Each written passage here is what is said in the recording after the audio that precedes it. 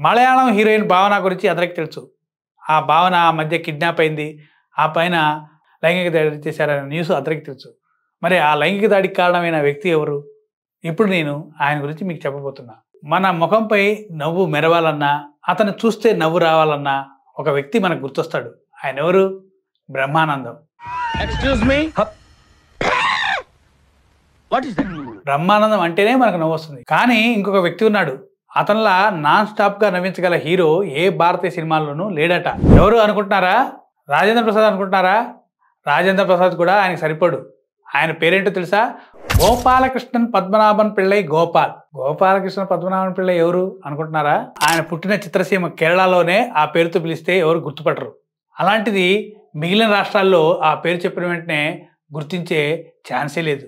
కానీ హీరో దిలీప్ అన్న వెంటనే ఆయన గుర్తుకొచ్చేస్తారు. నిజానికి తన పూర్తి పేరుని తానే గుర్తుపెట్టుకోలేదట అని చాలా సందర్భాల్లో దిలీప్ గారు చెప్తుంటారు. చాలాసార్లు తన పూర్తి పేరుని గుర్తు చేస్తే తన పేరేనా అన్న భావన కలుగుతుందనే విషయాన్ని ఆయన అప్పుడప్పుడు సరదాగా చెప్తుంటారు. పీపుల్స్ హీరో అన్న వెంటనే సినీ అభిమానులకి దిలీప్ గారే గుర్తుకొస్తారు. కళాభవన్ బృందం నుంచి వచ్చిన సాదా సీదా మిమిక్రీ ఆర్టిస్టు ఆయన. తర్వాత ప్రముఖ హీరో స్థాయికి ఎదిగాడు. మలయాళ సినీ రంగంలో మమ్ముట్టి, మోహన్ లాల్ తర్వాత మూడో అతిపెద్ద నటుడిగా దిలీప్కి మంచి పేరుంది. ప్రముఖ మలయాళ దర్శకుడు కమల్ వద్ద అసిస్టెంట్ డైరెక్టర్గా కెరీర్ స్టార్ట్ చేసిన దిలీప్ చిన్న చిన్న వేషాలు వేశారు.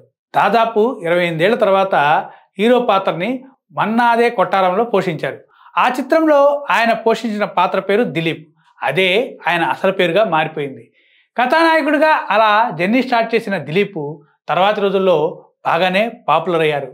మలయాళంలో విడుదలైన సల్లాపం సినిమా ఆయనకి మరింత పేరు తెచ్చింది. ఆ సినిమాలో తనతో హీరోయిన్గా నటించిన మంజుతో ప్రేమలో పడి ఆమెని పెళ్లి కూడా చేసుకున్నారు. ఫ్యామిలీ ఎంటర్టైన్మెంట్లు, లవ్ యాంగిల్తో పాటు పలు హాస్య చిత్రాల్లో నటించిన దిలీప్ క్రమక్రమంగా మలయాళం ప్రేక్షకులకి దగ్గరయ్యారు. నటుడుగానే మిగిలిపోకుండా ఆయన తనదైన శైలిలో తనను తాను విస్తరించుకుంటూ మలయాళ రంగంలో దూసుకుపోయారు.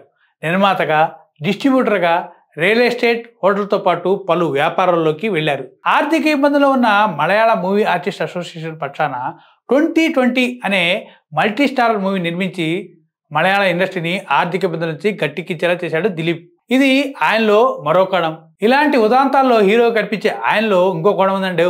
అదేంటో తెలుసా? విలన్. ఆయనతో పెట్టుకున్న వారి కెరీర్ అంతం చేసే వరకు నిద్రపోరట.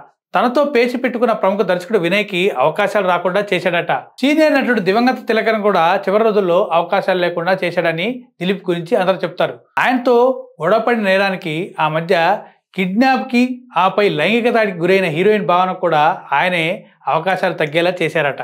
కొన్నాళ్లుగా వరుస ఫ్లాపులతో దిలీప్ గారి ప్రభావం తగ్గినప్పటికీ ఇండస్ట్రీలో ఆయనకి ఇంకా పట్టుపోలేదు. ఇదండి మలయాళం హీరోయిన్ భావనతో పెట్టుకుని జైలుకి కూడా వెళ్ళిన దిలీప్ గారి చరిత్ర.